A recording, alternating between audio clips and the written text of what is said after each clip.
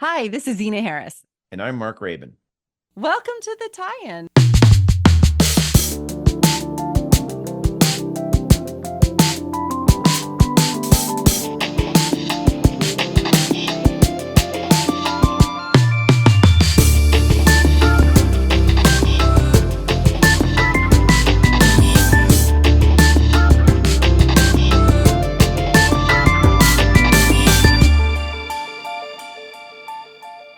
Good morning, everybody, and welcome back to the Tie-In. Today, we're speaking with James Ellsmoor, a social entrepreneur with a key focus on renewable energy and sustainable development for remote, rural, and island communities. He's the CEO of Island Innovation, the co-founder of Solar Head of State, and a regular contributor to publications from around the globe. James also heads up the Global Sustainable Island Summit, a series of in-person events dedicated to advancing sustainable development on islands worldwide in partnership with the government of St. Kitts and Nevis. And this conference just happened at the end of May, so we look forward to hearing a little bit more about that. Yeah. Hi, James. Welcome to the tie-in. Hi, thanks for having me. Yeah, we're really excited to talk to you.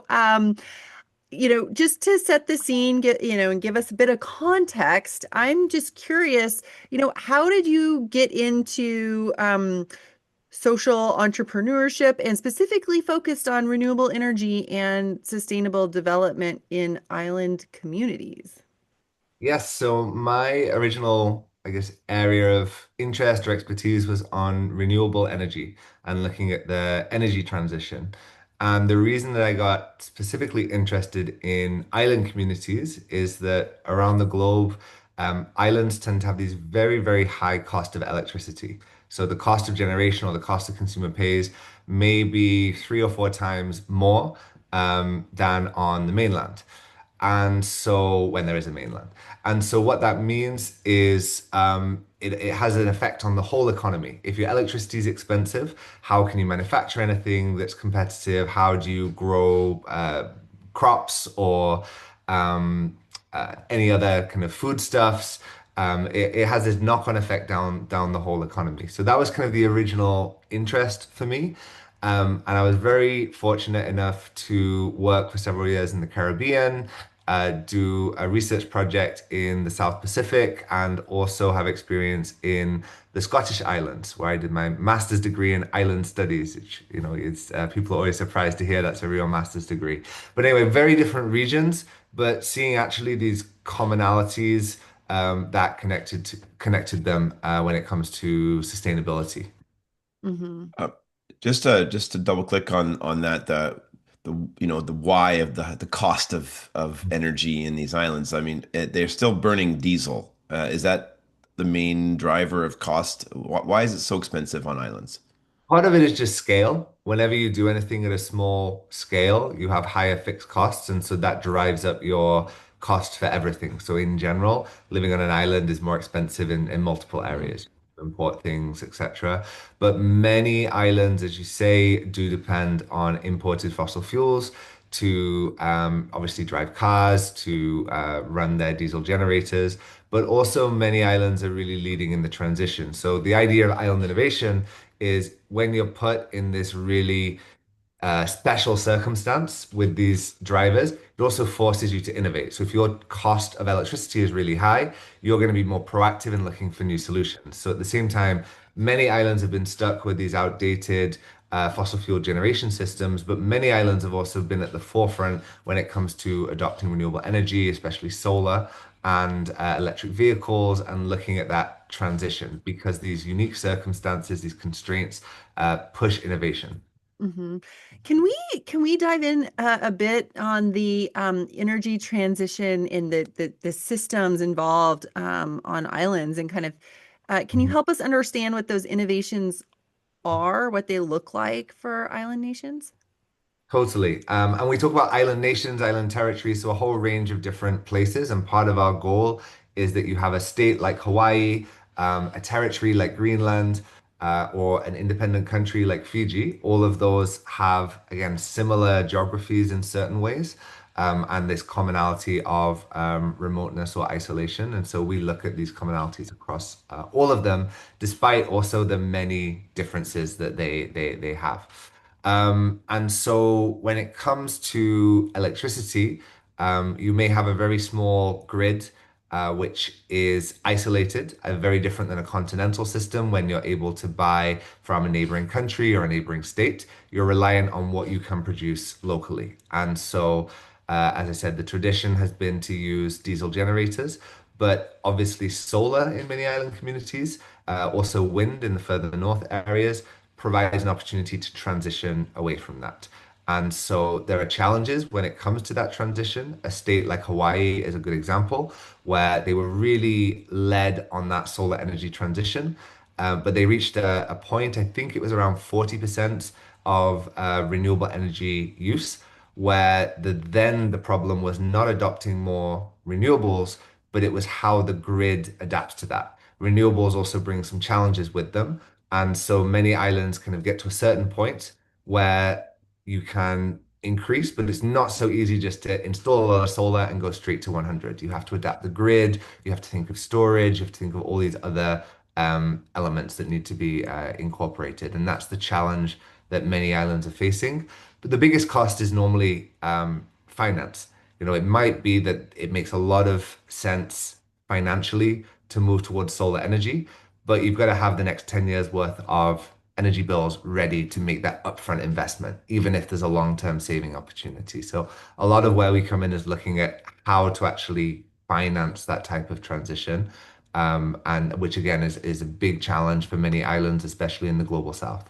Hmm. Yeah, you're basically trading in your uh, dirty OpEx for clean CapEx, but you've got to invest in your all of your power and energy up front.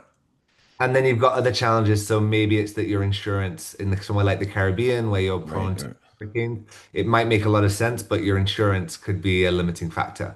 So to have an investable project, you also need to cover all these elements. Or that in many developing countries or the global south, the cost of money is much higher Yeah. than it is in developed countries. So the interest on your loan might be three, four, five times higher than it would be in the US or in Europe. Hmm. Right. And one more question on that down that path, just to lay the land is so the first thing that comes to my mind is, okay, great. So we're going to install all these solar farms and complex systems, and then a hurricane's going to come through and then, basically tear it all up. How are you and the island nations preparing to harden that infrastructure? And are we there? Are we at that point where we can install solar farms that are hurricane resistant? I mean, you have to think that in at some level, nothing can be fully hurricane resistant, right? So if an extremely strong hurricane comes through, you're in the eye of the storm, it doesn't matter any infrastructure that's built. But no one is saying we should not build any infrastructure in Florida Hmm. hurricane might come, right? Hmm. So it's kind of the same principle. There is that risk. You have to incorporate that risk through insurance, and there's a lot of work being done on both improving the infrastructure to be more resistant, but also to ensure that the finance is there in the event of a disaster. There's always a percentage chance in any region of a disaster happening. So there's a preparation element, which is critical for that. But that being said, renewables can actually really add to the resiliency and the response when a hurricane comes through. So by what's called distributing your electricity, having your electricity generated in multiple places, you could argue that an island would actually be much safer. And so Puerto Rico is a really good example. When Hurricane Maria came in and the island, some parts of the island didn't have power for a year, a lot of people looked to distributed electricity as a way to get past that. What happened in Puerto Rico was all of that, or the majority of the energy generation, was very centralized in one part of the island. And that was the part that got hit. So it meant that the whole capacity was wiped out overnight, whereas actually not the whole island was destroyed. So if that energy had been distributed across the island, it would have made it much more resilient in the effect that one part of the island was hit. But before we lose people, I want to say I don't know if we're not just having a deep renewable energy conversation. And part of what I want to do, and in this conversation, the work that we do is show how that's applicable Yeah. to the wider economy. So a lot of these islands are very tourism dependent. How does renewable energy link to that? some of the highest levels of food of imported foods are also in the island. So you might think, oh, you have a tropical island that's very fertile, you can grow Hmm. a lot. But then they're Yeah. importing the majority of the food that's Yeah. consumed. So all of these things are actually linked together. And the interesting thing when you're looking at an island system, it's much easier to make those links and see how food, tourism, waste, blue economy, or ocean issues and conservation are all linked together. Yeah, yeah. I feel like I'm on a location scout right now. Where I'm learning about, what the risks are, what the opportunities, what the systems are in a given location so that I can assess like, how we're going to bring this project, this, film or TV show to a given location. So, I at least I assume that's what everybody's going through when they have these conversations. But yeah, I mean, thinking through like what the climate risks are, what the costs are associated with those risks. I assume on the insurance side, that's a key consideration. Just on that in particular, before we get into kind of these other links that you mentioned, are you noticing any shifts, any conversations in that space about opportunities to reduce risk in climate nations? Or territories and insurance. I'm just curious how that link comes together. Yeah, I mean, and the challenge that we have is quantifying that risk is difficult Yeah. because it's speculative to a point. You can look over time and look at trends, but the idea is that climate change is accelerating those changes. And so, looking at a 25-year span for a project lifespan, say the risk over that 25 years is somewhat speculative. And so, Hmm. people want to be risk averse. And you're even seeing that now, not an island, but post wildfires, the cost of getting insurance on the West Coast is prohibitive for many people. So you're seeing more and more people in California not insuring their homes anymore because insurance companies either won't do it or just quote so much that it's not worth it. So you're seeing these similar challenges. And I think that's there are some islands that so Bermuda is a island that's also has a big insurance industry. And so they've really been pioneering how do we better quantify this? Because if you can give data, then actually insurance companies are perhaps thinking of the worst possible case scenario that may not actually be there. So finding this middle ground, it's still a new area. And it's something that the finance institutions really need to get on board with and accept that we're going through this changing climate. So there are going to be different risks that come out of that, but also opportunities that come out of that. And again, for me, the renewables aspect, it's not just people think, oh, we're reducing carbon emissions. That's obviously part of it, but for many of the islands, it's actually about being better equipped to cope with climate change. Renewables, so you have the adaptation side and the mitigation side, and renewables play into both of those. Hmm. Yeah. Hmm. I mean, the islands are ground zero for climate change, right? I mean, really at the end of the day, but also have that, as you mentioned, that opportunity to really, really take a leadership role and yeah. Yeah, and not just climate change. So again, the fragility comes on the economic side as well. So going Mhm. back to if there is a global spike in oil prices, and in some parts Right. of the Pacific or the Caribbean, 1/3 of your GDP is spent on importing oil-based or Yeah. fossil fuel products, that can have a huge impact on your Yeah. economy. Importing foods and the cost of logistics go up, that has a big effect. And the big one was COVID. The worst impacted part of the world for COVID as a percentage was the Caribbean because it's the most tourist dependent part of the world. So some islands like Aruba, up to 90% of their economy is tourism focused.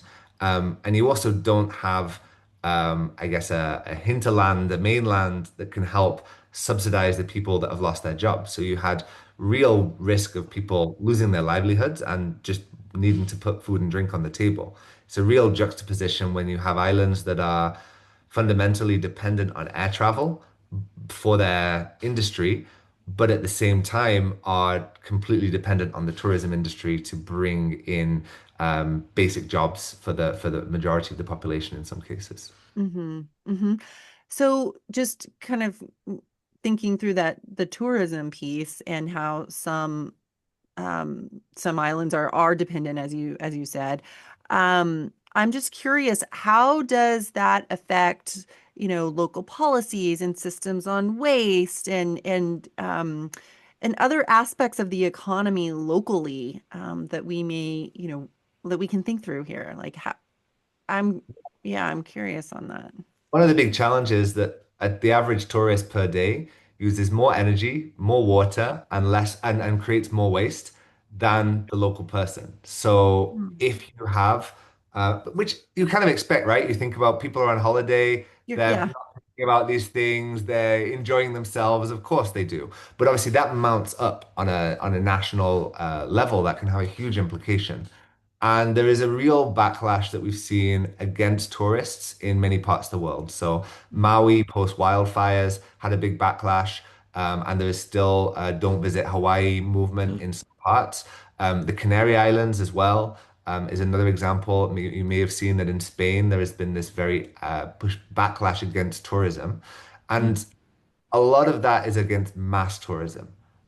You don't necessarily see that in the Seychelles that have a very high-end, low-volume tourism. I'm not saying there's not problems with it, but there is not necessarily a public backlash. In the Canary Islands, the island of Gran Canaria receives more tourists per year than the whole of Brazil internationally. Population of less than a million and 7 or 8 million tourists per year coming to visit the island. That's because you can get there from the UK or Germany for under 100 euros round trip on a flight. So it's a low cost destination. A Right. lot of people depend on that industry, but at the same time, with the rise of Airbnb, with all these other challenges, it creates a certain discontent. And it puts a real difficult case for the government that knows its economy is reliant on tourism, but also its voters are getting frustrated with the tourists. Trying to navigate that is really tricky. And I don't think that, no tourism is the option. But equally, how do you find a middle ground there? And it's not something that there are some examples of places that have solved that, but it's a big challenge for many destinations. Hmm. Yeah. And Oh, and go how ahead. would that parlay into, well, I was just gonna say, I don't know, Zena, what you're gonna say, but to into the filming. I mean, have you touched into some of the, because obviously that's a huge business. I mean, even here in Vancouver, for example, there's some filming locations that literally every day there's a new filming crew that takes over the whole entire street, blocks, shuts it down. Some people are not into that, right? But how does that been reflected on in the islands? I'm sure there's lots of film crews coming there and folks doing all types of media work there. It's interesting. It's not an area that is my area of expertise in terms of the filming. One area which is a bit broader is called MICE is the acronym, MICE, Meetings, Incentives, Conventions, and Events. Yeah. Mm. Has been a big area, which I would say is a parallel to the filming. I don't know of any islands that have really specialized in filming as a big industry. And maybe you could tell me. Part of that might be of the cost of operating in an island is much higher. So sometimes your tropical beach setting is actually filmed in a mainland area and not on the island because for a film crew going to an island, they're going to have much higher costs to be able to do that. And other challenges of importing things, getting all Yeah. their equipment there, everything else. But the MICE tourism, as it's called, meetings and conventions, is an area that many islands are really investing in. Hawaii has a big convention bureau. The Canary Islands have a big convention bureau. Dominican Republic as well. And the governments see that it helps to, it's still tourism, but it helps to diversify the tourism a little bit away from the sun, sand, and sea element, and potentially get people to see the islands as a place to do business as opposed just as a place to go for the beach. That's something that governments may see, okay, if we invest 1 million euros, $1 million bringing this event to the island, the government pays those upfront costs, but actually 5 million is spent as a spin-off in local businesses, in hotels, everything else. So there's quite a few places that are actually competing with each other to bid to bring different conferences, events for different sectors to their destinations for that, and especially off season. The challenge for many islands is your tourism season might be crammed into 3, 6 months of the year. So what happens for the rest of the year? So bringing off-season tourism is also a big challenge. Hmm. I'm curious, when islands are thinking about things like material management and waste and these sorts of things, and they've got their systems set up for their towns, their cities. And then I'm curious if you know of examples or if you've heard of this where like for us we think a lot about film and TV, and so a film crew may come in. Do they do islands treat guests like that, if you will, kind of the same as, others residents on their island in terms of like how they interact with local policies, how they may interact with, for example, the waste system or whatever, to kind of hold to a standard, if you will, of that island. I'm curious because, there are kind of famous stories of like, film crews going to a you know, an island and kind of trashing the place, if you will, and then leaving. And then because it was such a famous show, a famous movie, then you've got the, knock-on effect of film tourism, and they then come and they want to, look at that, what was a pristine beach in that film and that sort of thing. So I'm just curious, kind of like if you have any thoughts on that process and kind of those knock-on effects. Yeah, I think the legislative part is really important. What rules are in place? I mean, it's one thing having the policies in place, it's another thing enforcing them as Hmm. well. And but it's also this inherent contrast that your tourism is normally dependent on natural beauty. And Right. so you've got to again find a way to ensure that the beaches are clean, there's not waste everywhere because otherwise you'll lose your tourism, right? Right. So that's where you get to the idea of carrying capacity, that any one destination only has a certain level of carrying capacity. I believe that there is a really important role for government entities to enforce that because ultimately the tourism industry is a for-profit industry that's wanting to maximize its profits. And there will be some things that happen for its own marketing reasons, let's say. The tourism industry also wants to be seen as green to a point.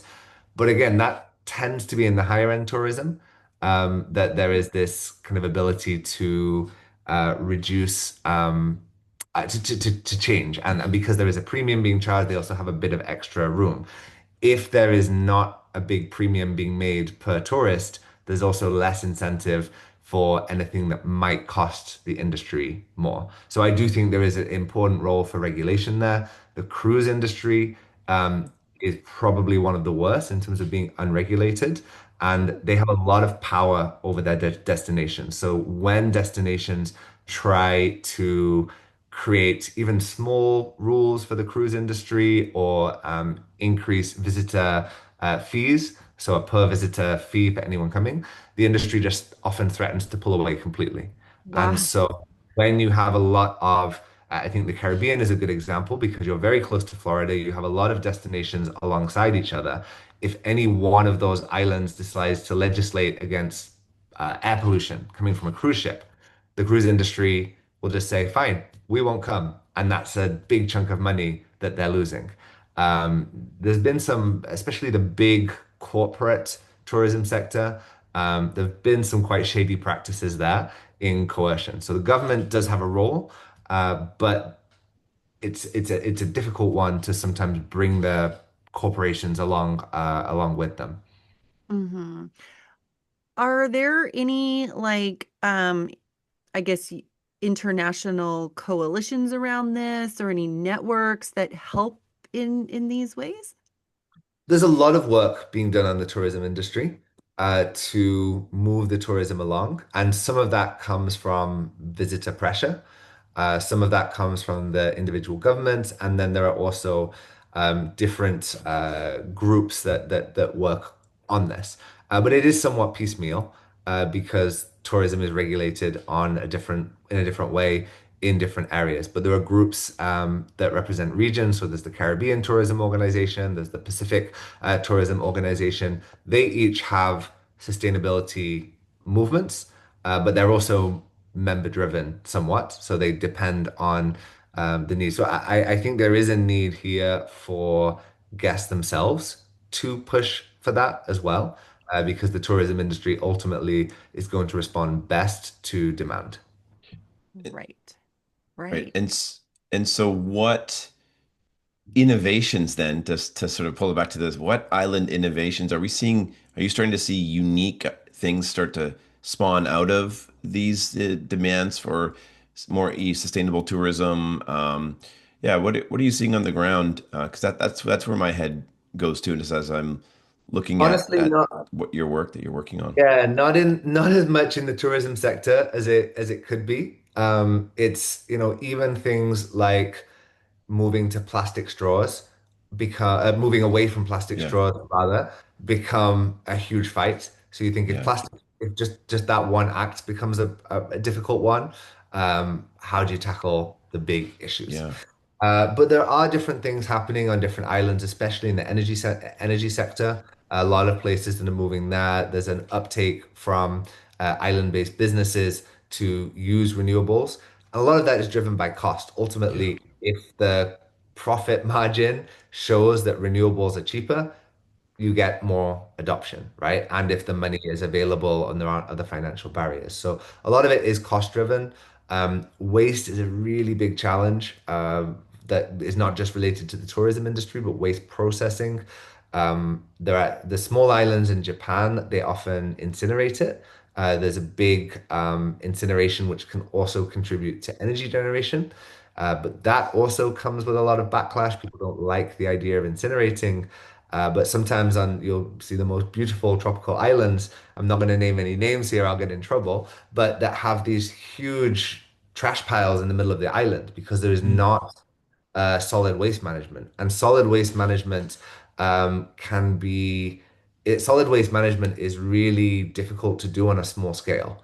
Recycling only works if you have large volumes. Otherwise, it's not economically viable. So it's a lot of pieces of the puzzle that need to come together, a lot of challenges, but there's also some big opportunities to leverage this and move forward. So people are already thinking outside the box to try and say, how do we do plastic recycling on a small scale? How do we incentivize people to make sure that waste is being collected and processed? Uh, I think the one thing we haven't perhaps touched on as much is food and the Mhm. food yeah, security challenge. Um, if you look at some of the countries with the highest rates of obesity in the world, they tend to be island nations. And part of that is because you're so dependent on imported food, and that means processed food. And so there is this link also between health and the food system. And sometimes, even when that food could be grown locally, because of the energy cost, because of labor cost, it's cheaper to import it.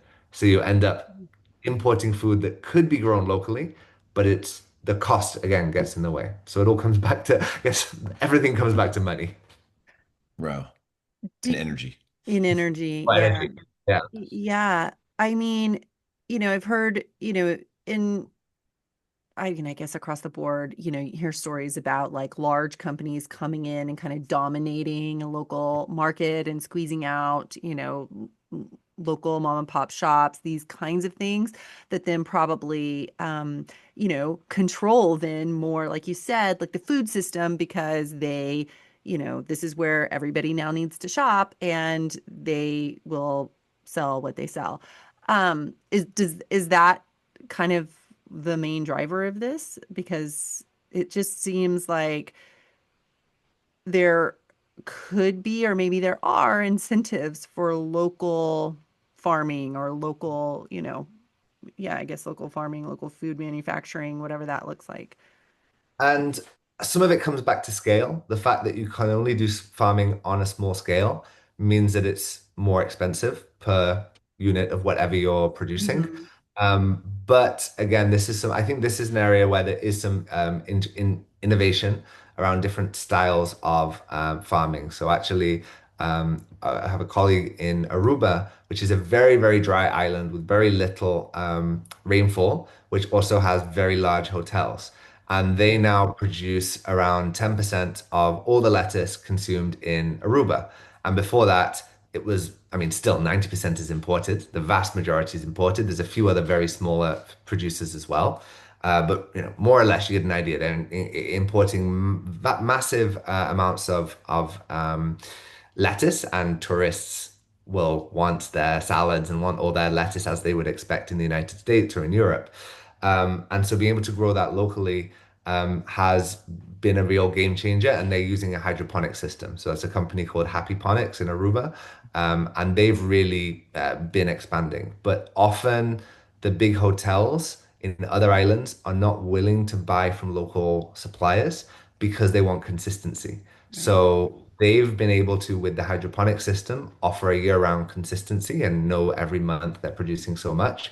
But if you're growing traditional agriculture, you have a growing season, you have storms coming in, you don't necessarily, you're not able to provide on a weekly basis a consistent supply to the big hotel chains, which are the ones that are the biggest demand on the island. And so the hotel chains just say, well, we'll import it then because we know we can have a fixed supply throughout the year that is more dependable. Mm-hmm. Mm-hmm. It's amazing how this is all Yeah. connected, right? Like you can That's start to exactly just, what I was just thinking. I mean, I it's just everything is connected, but there's also it does think there's a tremendous amount of opportunity, right? And to also to bring the whole, I don't know if you the CARICOM region and all the islands, but especially we're talking a lot about the Caribbean here too, to work together and to create broader value chains around the islands and yeah, and just sort of really yeah, bring everybody together at the table, right? It seems like that's the opportunity that you're working on, and that's probably what you're doing with the Global Sustainable Islands Summit. Can you speak to us a little bit about that and what the main outcomes were? Absolutely. So, yes, Caribbean on my mind. Just got back from St. Kitts and Nevis, where we hosted the third Global Sustainable Island Summit. That's our kind of flagship event, as you mentioned, that goes to a different region every year. So the first Mm. one was in Madeira, in Portugal. Last year, we were in Prince Edward Island, a Oh, province of Canada, Canada's oh smallest yeah, I know province. it. I So, know it yeah, well. three very different islands. Very Um, different. was Yeah. it was really interesting last year in Prince Edward Island, having this big Caribbean delegation come up there and actually see how many parallels there were around the energy Oh, transition. Obviously, Prince Edward Island has a very agricultural base, so they are yes. producing a lot of their own food. But there are still some dependencies on tourism being a major sector. There's a big seasonality in Yeah. Prince Edward Island. And then next year we'll be going to Gran Canaria in the Canary Islands. So again, looking at a very different location, but that has a big water challenge that's doing a lot of innovation. They have an amazing program innovating renewable energy there. So some really cutting edge research on ocean energy and how to leverage the waves and the ocean to generate electricity. A lot of renewables already deployed in Gran Canaria. The goal of that event is to break down some of these barriers. So, how do we get people in the same room from governments, from the private sector, from the NGOs, and from the universities, academia? Because those four sectors often may want the same thing or are working, but they don't always talk to each other. Often there'll be events focused on the government side or on the private sector side, trying to get those people in the same room is challenging, but actually there's a lot of reward for that. And then also across different areas of sustainable development. So we talked about the food, the tourism, the energy, the waste, all these different areas, conservation being a big one, because as we've discussed already, I think we've shown that those things are very interlinked. And so it's a systems approach to thinking about sustainable development as opposed to just trying to solve one problem in one area. But what was really rewarding in St. Kitts and Nevis, we had delegates come from Fiji, from Vancouver Island, from Japan, from Mauritius, and across the Caribbean, of course, and seeing where, we've solved this one part on our island. So by definition, islands are remote. So our approach is to try and make those links and say, okay, this has worked really well in one place, the hydroponic solution I mentioned in Aruba. How could that model be expanded to other islands? And then in return, what can Aruba take back, maybe when it comes to energy or another sector? Mm-hmm. Mm-hmm. Seems super important given, like we need to be doing these kinds of things faster and bringing people together and kind of cross-pollinating and whatnot seems super important now. So well done in that on that. Um, so we ask everyone this, and I'm really curious to hear your take on it. So if you're going to create a playbook about the work that you do, what would be the first guiding principle on your list? Hmm. Playbook, you mean like in terms of how we operate, our operating? Okay, I Sure. think it would be that everyone has something to offer. We are Mm. a platform that brings people together. Our team really represents many different islands, so we're a remote group of people. Many of our team are working from different islands around the world, but really it's a platform where everyone gets to share their experiences and share their knowledge, whether they're from, a high-level professor in a university, or they're a really small community group solving something in their specific location. Mm-hmm. Mm-hmm. I, That's I love awesome. it. Yeah, that's That's great. awesome. Um, well, how can people find out more about what you do, what Island Innovation is? Absolutely. So, islandinnovation.co is our website, but if you just Google us, you will be up there near the top our pages. You can see information on our different events. In September, we have our annual virtual event, the Virtual Island Summit, which is actually where we started before COVID with this new innovative virtual event idea.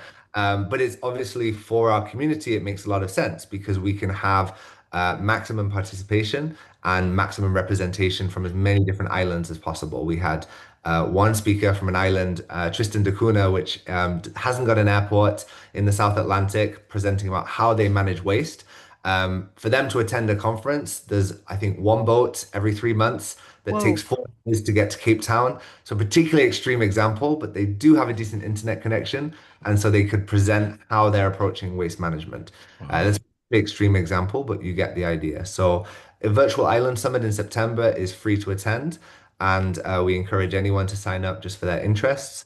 And then also the in-person event that will be next year in May in Gran Canaria. That's also going to be a really exciting opportunity. So do check out the website, and we're on Instagram, LinkedIn, wherever else you might find us to learn more about that and share kind of weekly. We have this newsletter that really just shares stories, inspiring stories from different islands around the world.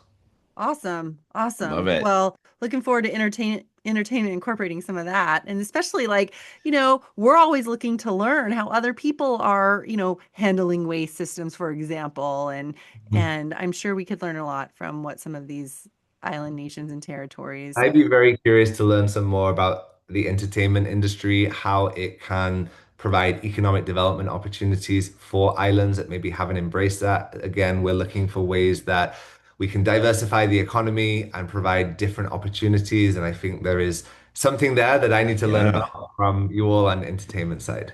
Yeah. absolutely. And Yeah. maybe There's someone always listening, right, has Exactly. totally. some ideas.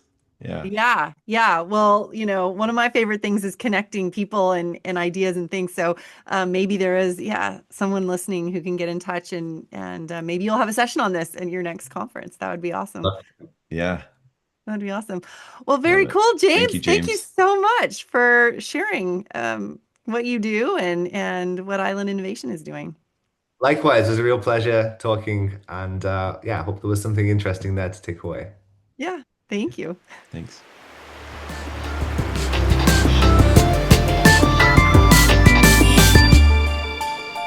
Our designer is Aaliyah Kane.